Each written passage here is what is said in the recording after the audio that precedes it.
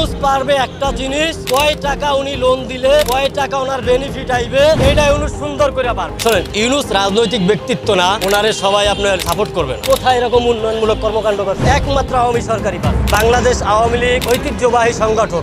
আমার তো মনে হয় না যে আওয়ামী লীগ ছাড়া নির্বাচন হইলে এটা গ্রহণযোগ্যতা অর্জন। আমি চাই না যে এই সংগঠন নিষিদ্ধ। ব্যক্তির অপরাধ থাকতে পারে, কিন্তু পুরো সংগঠনের অপরাধ। দেশ তো শুধু ছাত্রের না, শুধু ছাত্রেরা এই দেশে বসবাস করে না, আমরাও বসবাস করি। স্বাধীন করেছি, সংস্কারও করব। স্বাধীন একবারই হয়েছে, স্বাধীন কাদের সাথে হইতে পারে? আপনারা তো তিনজন সাংবাদিক, আমাদেরকে প্রশ্ন করবেন, আমরা উত্তর দেব।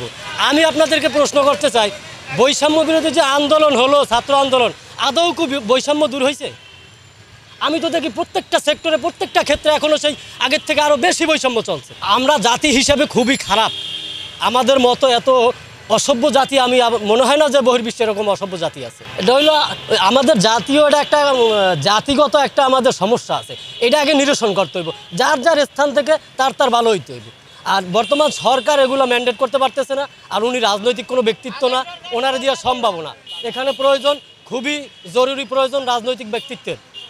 হ্যাঁ, অতি দ্রুত একটা নির্বাচনের দরকার। নির্বাচন দিলে একটা রাজনৈতিক দল ক্ষমতা এসে এই দেশ সংস্কার বলেন, এই বিভিন্ন ধরনের কমিশন গঠন করে, এগুলো রাজনৈতিক ব্যক্তিরা করবে। এটা ওনার কোনো এখতিয়ার না আমার মনে হয়। আমার ব্যক্তিগত এটাই মন্তব্য, যে আমার মনে হয় না যে উনি এগুলা করার মতো অধিকার রাখে।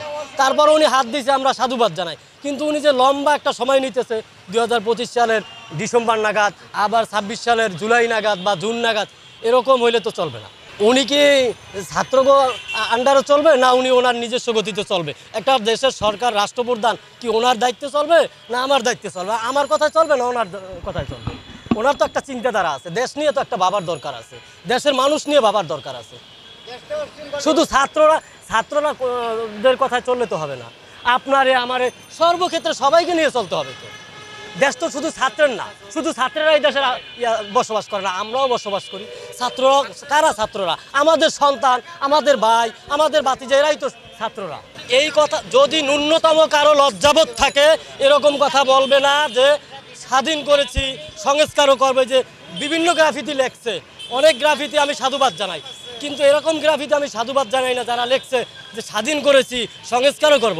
স্বাধীন একবারই হয়েছে, স্বাধীন কাদের সাথে হইতে পারে? এটা বলতে